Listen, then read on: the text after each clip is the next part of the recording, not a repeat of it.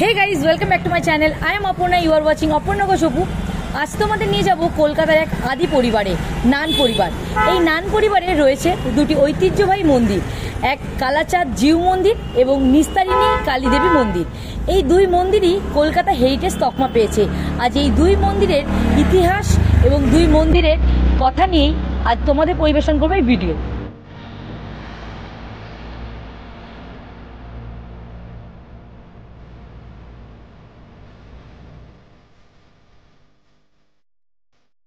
চলুন এখন আপনাদের নিয়ে যাব নান পরিবারের কালাচাঁদ জিউ মন্দিরে, যা রাজস্থানের আদলে তৈরি। এই মন্দিরের আরাধ্য দেবতা নারায়ণ দেবের অন্য আরেকটি রূপ।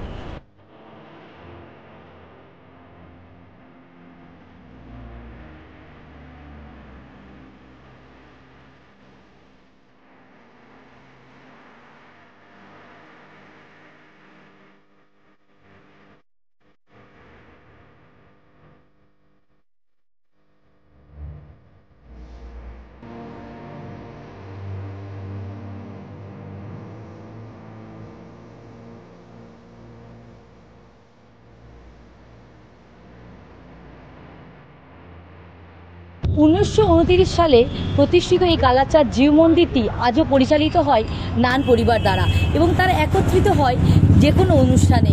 সকলে মিলে সমবেত হয়ে এখনো পর্যন্ত পরিচালিত করে তারা এই মন্দিরের নানান অনুষ্ঠান। মন্দিরটা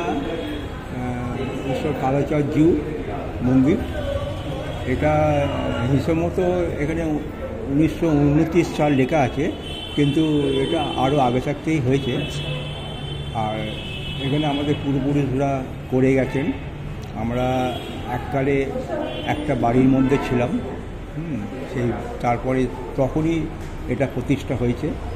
তারপরে আমরা ছড়িয়ে ছিটিয়ে গেছি বিভিন্ন জায়গায়। আমাদের সেবায়তরা রয়েছেন। আর এই মন্দির কিন্তু প্রধানমন্ত্রী মন্দির এটাই, হ্যাঁ, মূল আমাদের একটা কুলদেবতা। আচ্ছা, তো এটা মেনলি একটা কিছু সম্পত্তি করা আছে, পূর্বপুরুষরা করে গেছেন। ওইখান থেকেই একটা মাসে টাকা আসে, ওখান থেকে সেবা টেবা, ঠাকুরের সেবা হয়। কনস্ট্রাকশন পুরো জয়পুরের রাজস্থানের ঘরানায় হয়েছে। বাইরে থেকে দেখলে বুঝতে পারবেন যে এরকম কাজগুলো পুরো রাজস্থানের হয়েছে করা। আগ্রা থেকে মিস্ত্রি এসে করা হয়েছে। সব আমাদের পূর্বপুরুষের বাবা কাকাদের কাছ থেকে শুনে এসেছি। আমরা এই বিভিন্ন অনুষ্ঠান, দোল, জন্মাষ্টমী, দুর্গাপুজো, বিজয়া দশমী, যেসব অনুষ্ঠান আছে সেগুলো পালন করা হয়। তখনই আমাদের পারিবারিক মন্দিরের সেবায়তরা একত্রিত হন, এই একটা মিলিত হয়ে একটা দেখা সাক্ষাৎ হয়। আমাদের এখানে মেনলি এটা নারায়ণ জিউ, আচ্ছা, এটা একটা শালগ্রাম শিলা। আমাদের পরিবারে এটাকে নামকরণ করা হয়েছে শ্রী শ্রী ঈশ্বর কালাচাঁদ জিউ। সেইভাবেই এই মন্দিরটা কালাচাঁদ মন্দির বলেই লোকের কাছে পরিচিতি আছে। 4 নম্বর জেনারেশন, 4 জেনারেশন চলছে।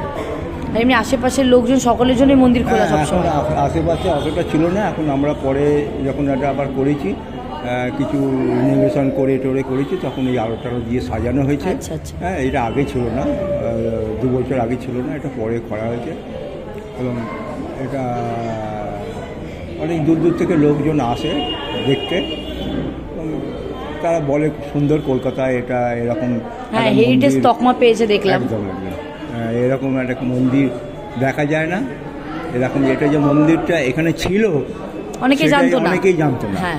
তো এই আলো টালো দেওয়ার পর অনেকে বলছে যা খুব ভালো হয়েছে, খুব সুন্দর একটা প্রতিষ্ঠান পুরনো। এটা আমরা ঐতিহ্যটা বা এই সংস্থাটা, মন্দিরটা ধরে রাখার চেষ্টা করছি। আজকে যেমনি একটা বসন্ত উৎসব এরা পালন করবে, এখানে একটা অনুষ্ঠান হবে।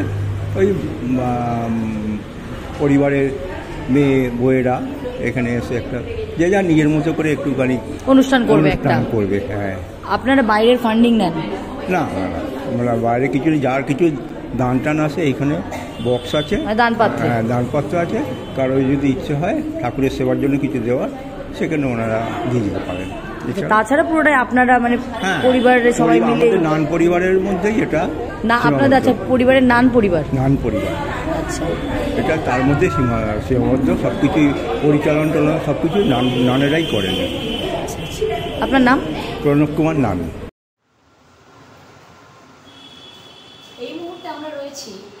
নানবংশী আরেকটি মন্দির শ্রী শ্রী নিস্তারিণী কালীদেবী মন্দির। এই মন্দিরে আরাধ্য দেবতা কালীরই আরেকটি রূপ। ইনি হলেন স্বর্গীয় ঈশ্বরচন্দ্র নান মহোদয়। ইনিই প্রথম প্রতিষ্ঠা করেছিলেন এই নিস্তারিণী কালীদেবী মন্দির। এই মন্দিরে বিদ্যমান মহাদেবের শিবলিঙ্গ, সামনে মা নিস্তারিণী দেবী আর দুই পাশে শিবলিঙ্গ। কথিত আছে এই মন্দিরে অবতরণ করছে মায়ের নিস্তারিণী রূপ। নান বংশের প্রতিষ্ঠিত পারিবারিক এই মন্দির আজ খোলা সকল দর্শনার্থীদের জন্য। এখানে সন্ধ্যায় মায়ের আরতি হয় এবং দর্শনার্থীরা এসে মায়ের আরাধনায় মত্ত হন। কেউ বা নাম জপ করেন, কেউ বা মায়ের পুজো দেন। এই মন্দিরে মা নিস্তারিণী অবতরণ করছেন নিস্তারিণী রূপে।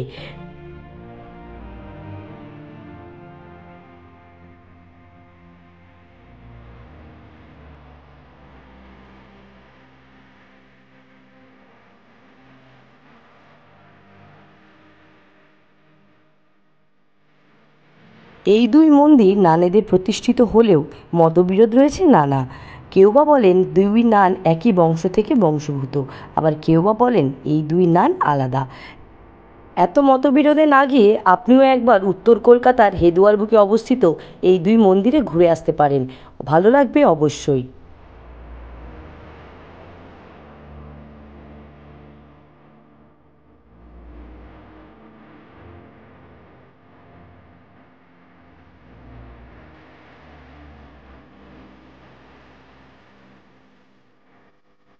স্থানীয় লোকেদের বিশ্বাসের অপর নাম যে নিস্তারিণী দেবী, তাই এই মন্দিরে গেলে বেশ ভালোই বোঝা যায়।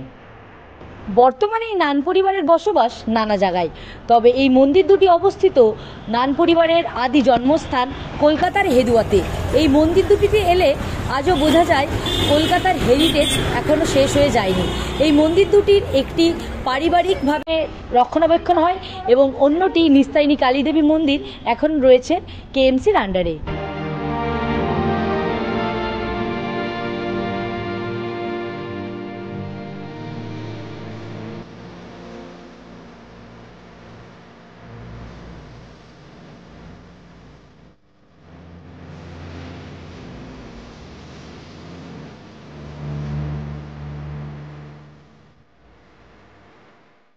নান পরিবার ও তাকে ঘিরে এই দুই মন্দির, এই ইতিহাস আপনাদের কেমন লাগলো? যদি ভিডিওটি ভালো লাগে তাহলে কমেন্ট করে জানাবেন। ভিডিওটি ভালো লাগলে একটা লাইক করে দেবেন এবং সাবস্ক্রাইব করতে ভুলবেন না। অপর্ণা ঘোষ অপু, টাটা।